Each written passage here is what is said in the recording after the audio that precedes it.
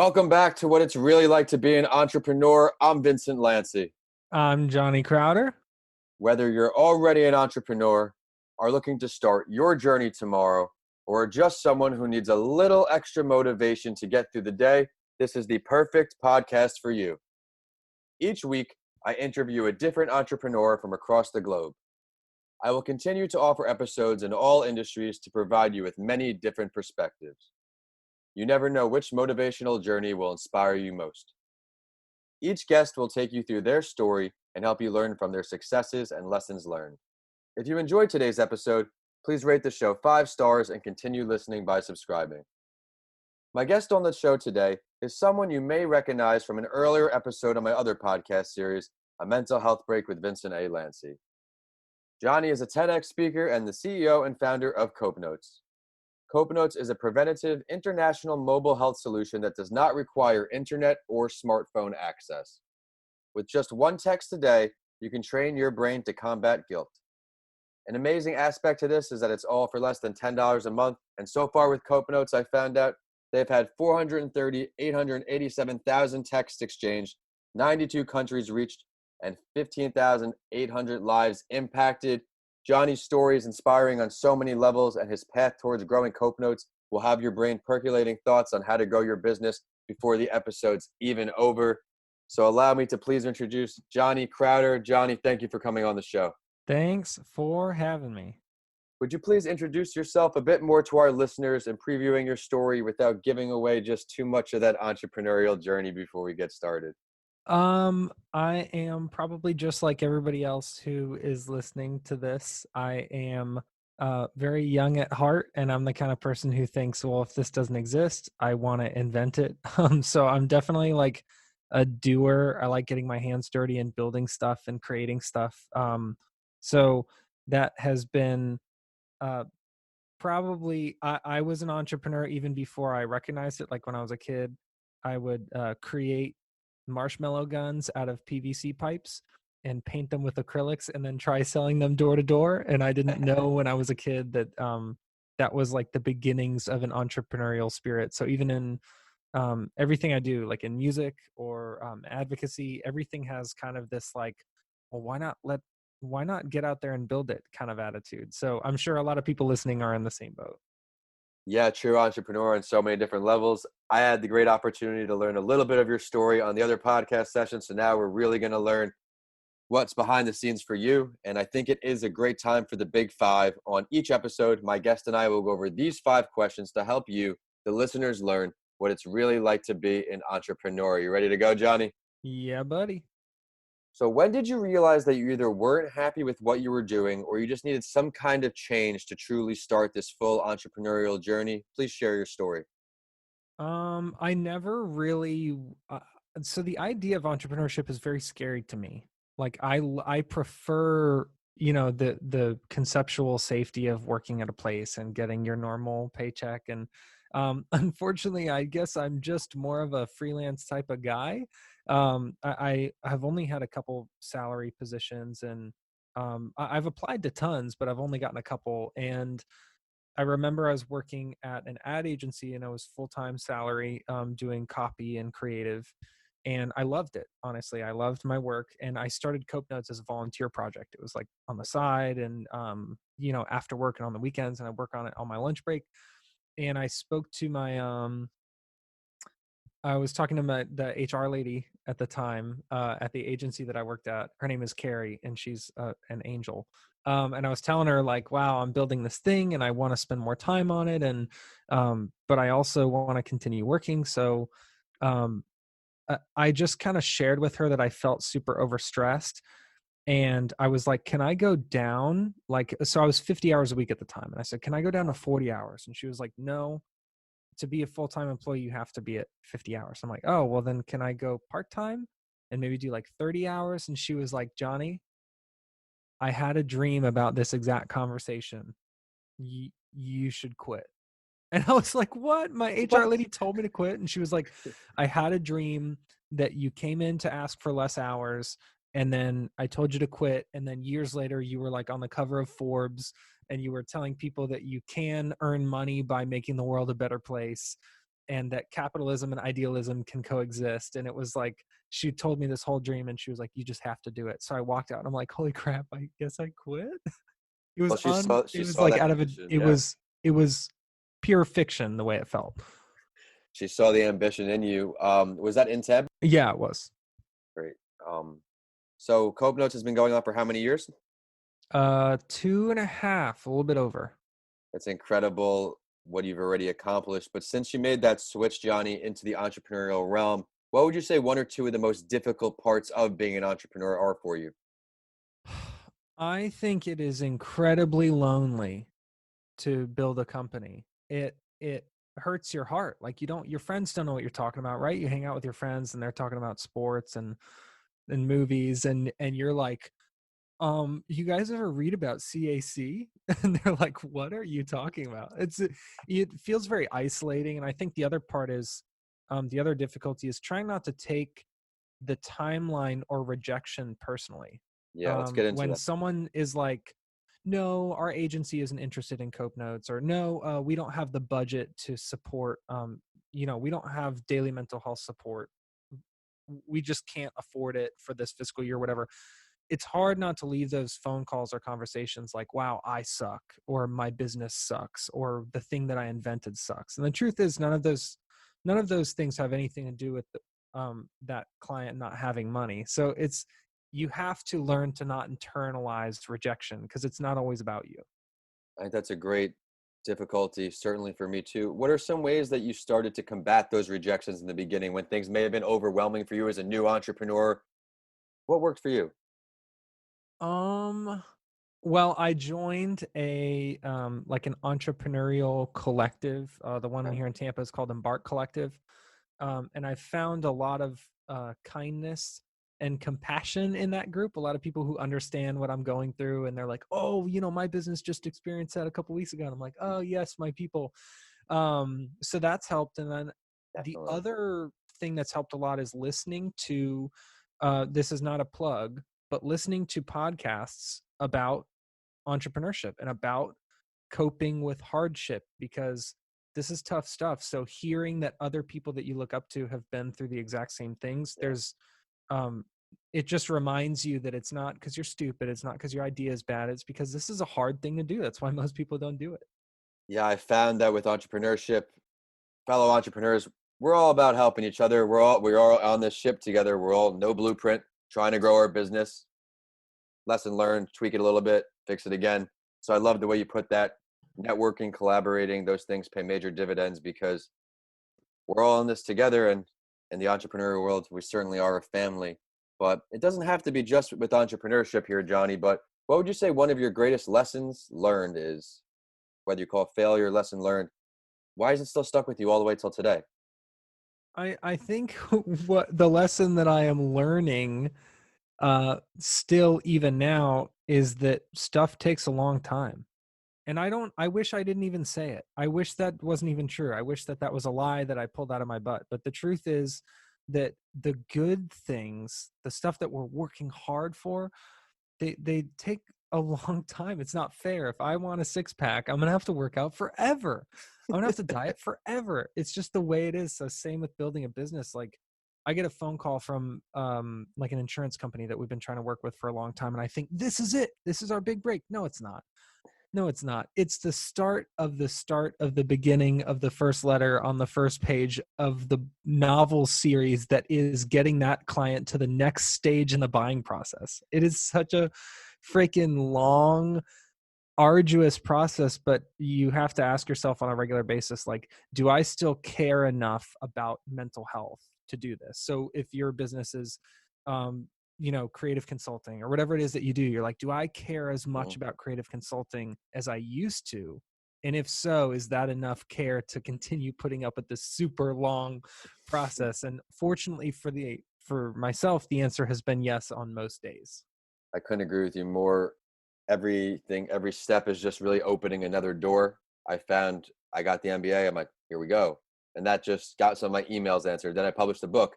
Now I'm getting some phone calls answered. Then we moved to the podcast and the books, but it also relates to, I've been working on these mental health books. I think I shared a little bit with you last time. Mm-hmm. I wrote a book and the illustrator I'm working with says, no, we're going to turn this into a series.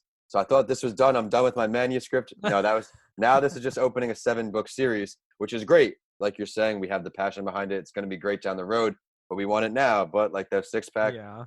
we have to work a little longer. If you could have a conversation, Johnny, and sit down to learn from any entrepreneur, dead or alive, who would it be? Oh man. Um this is really difficult. Like I want to say someone super like super successful and like the guy from Google or the guy from Facebook or Airbnb or whatever. But honestly, what I'd want to do is sit down with Seth Godin, Marketing who whiz. he and I would want to talk specifically about ethics. I love how he brings up that businesses and entrepreneurs have a responsibility to like make people happy. Like if you're not making something that makes somebody's life better, don't make it, kind of a thing. So I love his perspective on ethics, and I think while I would love to speak to like one of the top 10 richest people in the world to get their Yeah. advice, what I really care more about is like talking to Seth Godin about my moral compass and making sure that I'm still doing this for the right reasons. Now, if we had to delve a little deeper, where would this meeting be? um I would want to go on a hike with him in New Zealand, through the Lord of the Rings set, like where they filmed the Wow. wherever the hobbits live. That's where I would. I mean, if I could choose anywhere, all expenses paid, we're going to New Zealand, baby. I got to ask too, what would tie the two of those together? I just I have no idea. I just Just answered make like it my remarkable. gut I love immediate I love reaction. that choice because he's a diligent worker and he has the ethical compass. But let's look here, and this is what I'm excited for with you, Johnny. 1 year and 5 years out, we're looking into the future. Where do you see yourself in these entrepreneurial endeavors? Granted, we are in a difficult time right now, recording hopefully on the decline of coronavirus. What are we seeing from Johnny in 1 year? In 1 year. Oh boy. Um, Hopefully a 6-pack. I'll keep you guys updated on whether or not that happens. Um, I think I it's really difficult right now because you got to think I do a lot of speaking, I do a lot of Yep, traveling, and all of that's canceled. So without those things in mind, um, I think that you're going to see hopefully a more resilient leader that might not love that. be the sort of tangible metric based answer some people were hoping for, but I want to be the type of leader that next year when we get a rejection or when something goes wrong, I'll be like, this last year I got coronavirus. Last year my entire year was canceled. Like I want next year when something bad happens for it to feel like a pebble against my armor. I want this year to make me so much stronger as a leader. I love that. I think that's a great lesson for everybody out there because you have to stay optimistic, believe in yourself because you still have these tools. Got to pivot a little bit. What would you say about 5 years? What are the big goals for you? 5 years from now, I want to this is interesting. I want to do less of the business stuff 5 years from now. I want to have a person who I can trust who is, like the president or something that's handling like the finances and directing he's coordinating with like the vice president of sales and all this stuff because I'm the builder guy, right? Like I want to write stuff, I want to create stuff, I want to work on new features.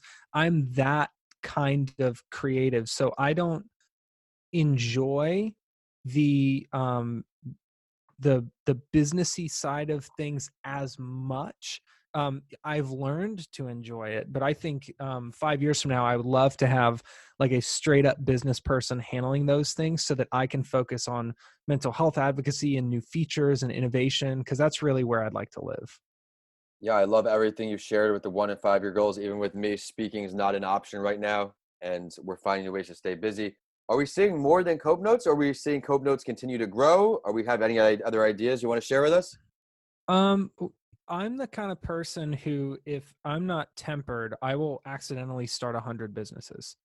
And I don't want to be that person. I think that the people that I respect the most are people who chose one thing and they were incredible at that one thing. So I Yes. want to focus on Cope Notes and all these new features that we're building out.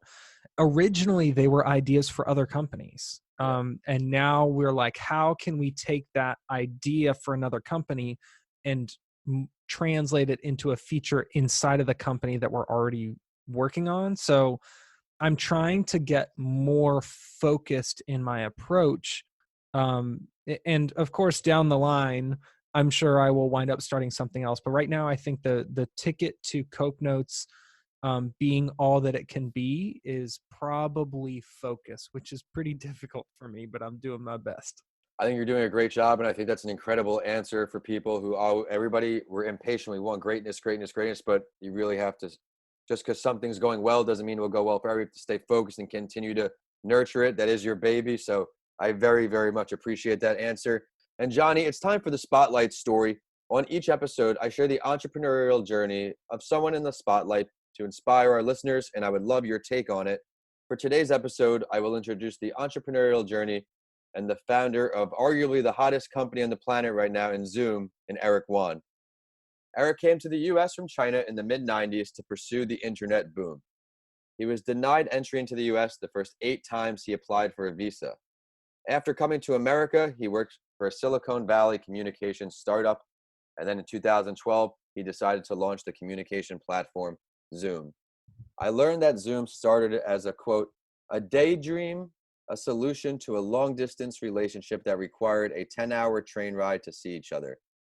The article was written in March of this year, and it said that Zoom has been grown to be used by more than 750,000 companies. I'm sure with COVID, it's probably right around a million. And the platform is used to keep their teams connected through video and audio conferencing, collaborative workspaces, chats, and more. For those of you who haven't been on it, it's a real-time, face-to-face feature, which makes it easy for companies and individuals to stay in touch on a remote basis. Johnny, what do you like best about that story? The first part where he got denied 8 times even getting into the country. Like, I think a lot of us make the mistake of thinking that the entrepreneurial journey or someone's story starts when they start their company, and it's like that's so false. You know, 10 years of mental health treatment and going to college for psychology and doing advocacy for years through NAMI, all that stuff happened before Cope Notes. So for someone Yep. to be like, oh, Cope, your journey started in March of 2018, I'd be like, who the heck do you think you are? Like, this guy from Zoom tried 8 times. How many people would give up after like 5 times, Yeah, three yeah, times? The yeah. second time, you'd probably just give up. Like, the fact that this guy applied that many times makes you realize, uh-oh, this is a force to be reckoned with. Like, someone who doesn't take 7 no's for an answer to live his dream is going to be the best entrepreneur in the world, because persistence beats out everything else, talent and resources and all that stuff. If you don't freaking stop trying, you will make it happen. And I think that's completely evident with what you're saying, because look at Zoom, the diligence that went into that. It has now evolved into a lot of people don't even look at Skype anymore. I mean, we're on Zoom right now. Oh yeah. And think about it, like 2012. So for people who have an artificial timeline in their head of when they think they should be successful, uh here's what it took for Zoom to get to where they are now. 8 years after 8 failed attempts to get into the country in the first place, and a like once in a lifetime global catastrophic event.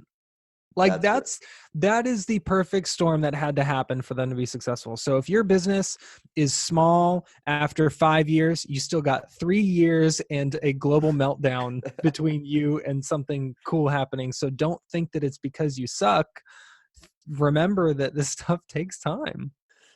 Johnny, that's a great answer. And I want to thank you so much for coming on our episode today. I know the listeners are going to see all the value in your show. I especially love this last piece of telling our listeners you have to be patient. Look at the story we just learned. I also loved how you gave credit to the Embar Collective in Tampa. Networking helped you overcome some of the difficult obstacles of entrepreneurship, and podcasts like this do help as well. I also loved how at the end when I asked you, what are you working on? You made it clear for people that success you have to keep building on and nurturing it and nurturing it. I think that's a great lesson. But it is time for the last word. And as you know, we do this on a mental health break with Vincent A, Lanci too, because I want the listeners to really get to know my guests. Is there something that you would like to share with everybody that we did not touch on yet today? I'll say this.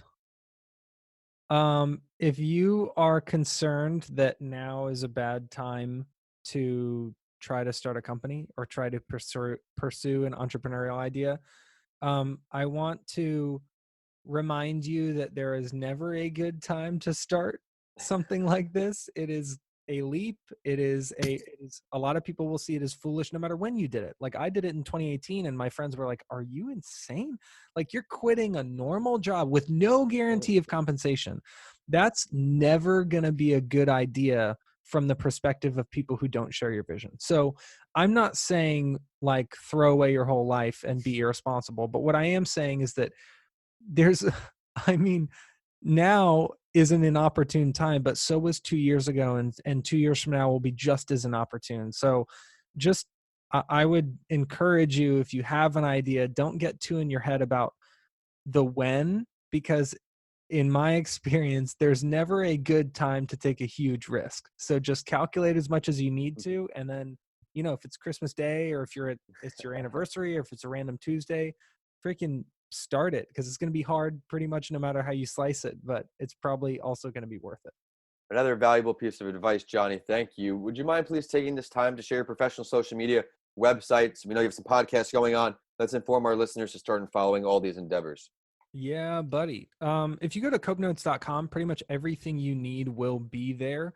There's a podcast that's called the Cope Notes Podcast. Whoa, surprise. And that's on our website as well. Also, anywhere you listen to podcasts. I'm in a band called Prison. So if you are into metal, I encourage you to check it out. If you're not into metal, I still encourage you to put it on and scare your kids. And then I'm on social media. My name is Johnny Crowder on LinkedIn and Facebook. And then on Instagram, my handle is Johnny Crowder Loves You. And I don't believe in Twitter, so you won't find me on there. Absolutely. Well, be sure to check out all his great content and great podcast. And it is social media time for the show, and we're on whichever platform you choose to use.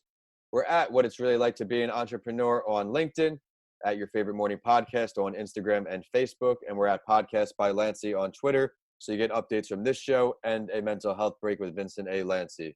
Of course, my handles are at Vincent A. Lanci on all social media and YouTube, and my website is vincentalanci.com.